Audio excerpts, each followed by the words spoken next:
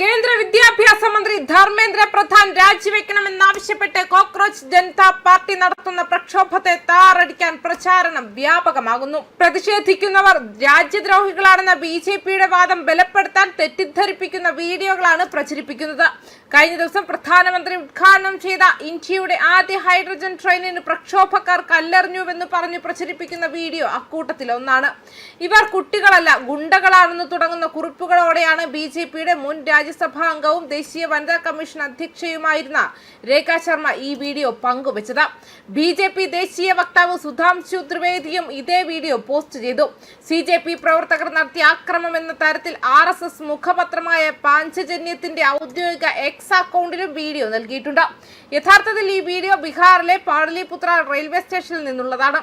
സംസ്ഥാന പോലീസിനെ വിവിധ തസ്തികകളിലേക്കുള്ള നിയമനത്തിനായി നടത്തിയ പരീക്ഷയ്ക്ക് പോകാൻ കാത്തുനിന്ന ഉദ്യോഗാർത്ഥികൾ ട്രെയിൻ വൈകിയതിൽ പ്രകോപിതരായി കല്ലെറിയുകയായിരുന്നു. കഴിഞ്ഞ മാസം 14-നായിരുന്നു സംഭവം. വീഡിയോ വ്യാപകമായി പ്രചരിച്ചതോടെ ഹൈഡ്രജൻ ട്രെയിനിനു നേരെ കല്ലേറുണ്ടായിട്ടില്ലെന്നും സർവീസ് മുടങ്ങിയിട്ടില്ലെന്നും നോർത്തേൺ റെയിൽവേ വ്യക്തമാക്കിയിട്ടുണ്ട്. കോക്രോച്ച് ജനതാ പാർട്ടിയുടെ സമൂഹ മാധ്യമ പേജുകൾക്ക് അതിവേഗം ഫോളോവർമാരെ ലഭിച്ചപ്പോൾ അവരിൽ വലിയ പങ്കും പാകിസ്ഥാനിൽ നിന്നാണെന്നായിരുന്നു BJP വാദം. എന്നാൽ ഓരോ രാജ്യത്തു നിന്നുമുള്ള ഫോളോവർമാരുടെ എണ്ണമുള്ള മെറ്റയുടെ ഡേറ്റ പുറത്തുവിട്ടാണ് CJP ഇതിനെ പ്രതിരോധിച്ചത്. സമരത്തിന്റെ മുഖമായി മാറിയ സാമൂഹിക പ്രവർത്തകൻ സോനം വാങ്ചുക്കിനെ രാജ്യദ്രോഹിയായി മുദ്രകുത്താനും നീക്കം നടക്കുന്നുണ്ട്. ഇന്ത്യയെ ആക്രമിച്ചാൽ ചൈനീസ് സൈന്യത്തിന് വഴികാട്ടുമെന്ന് പറഞ്ഞയാളാണ് സോനം എന്നാണ് പ്രചാരണം.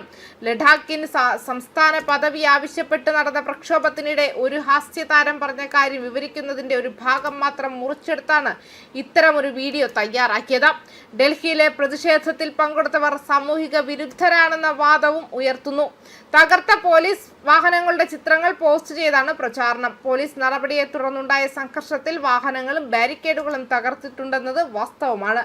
എന്നാൽ ഇതിൽ പോലീസിനും വലിയ പങ്കുണ്ടെന്ന് തെളിയിക്കുന്ന വീഡിയോകളാണ് വിദ്യാർത്ഥികൾ പോസ്റ്റ് ചെയ്യുന്നത്.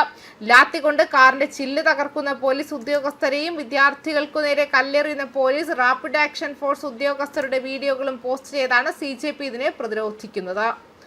ന്യൂസ് ഡെസ്ക് കർമ്മ ന്യൂസ്.